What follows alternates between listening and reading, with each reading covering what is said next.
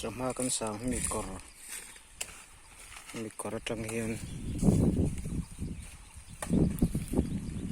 thế làm bằng dùng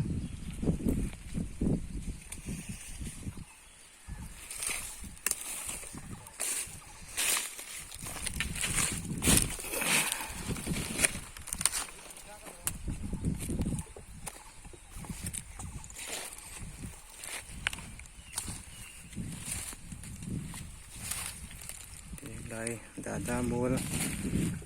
mông thả rồi mà mua mông đi lại mua tham mua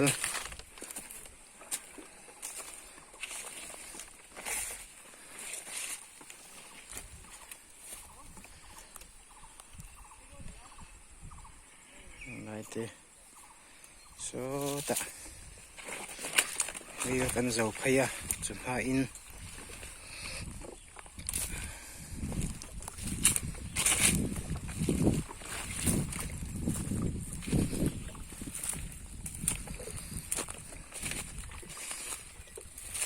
bên chỗ mi bari chậu gần địa bên in chú for đi ta đọc xe mi parukin anh sama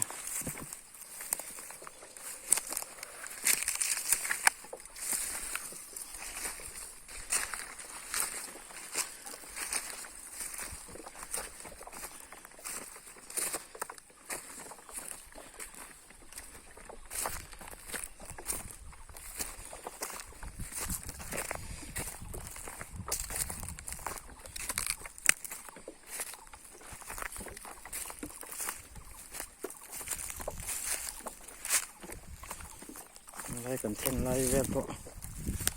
sáng phải chứ cả hôm nay có chỗ ăn chèn sẽ được rồi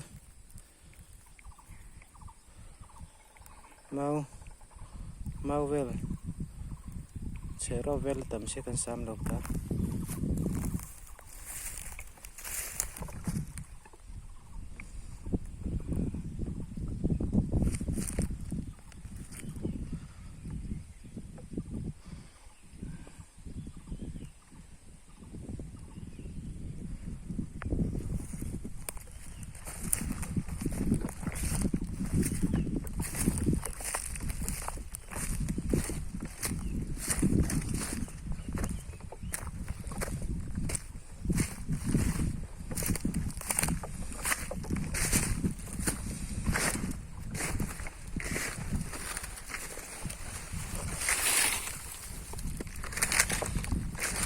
em mua cái phần thấy na còn con chỉ là ăn cần chen na tai lấy mình chỉ là ăn cần chen thia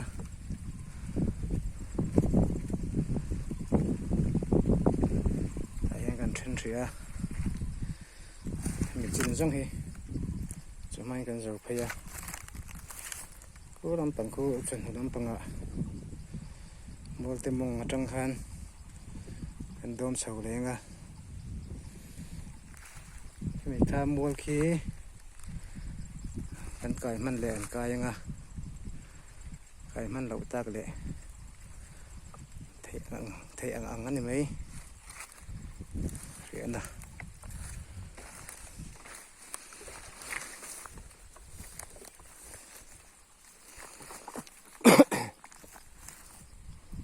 lại bỏ đâm một ông về châu rồi thì tầm giống mình đón đi ngay chung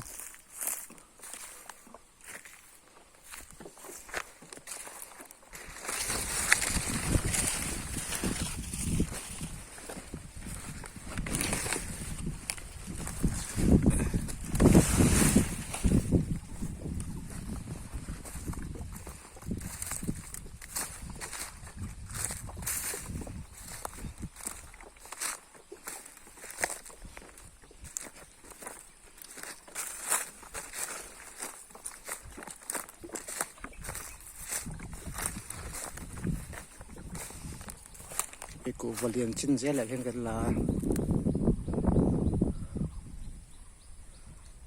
tiền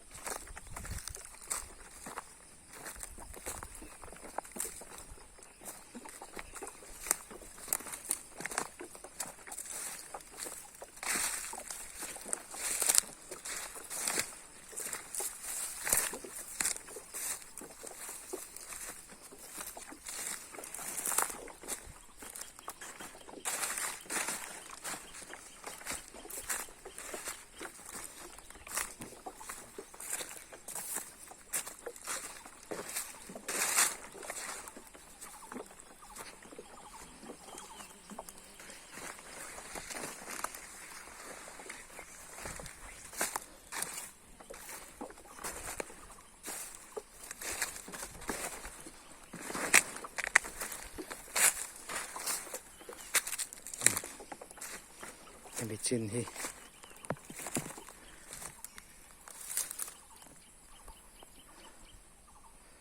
cho mai cần dầu này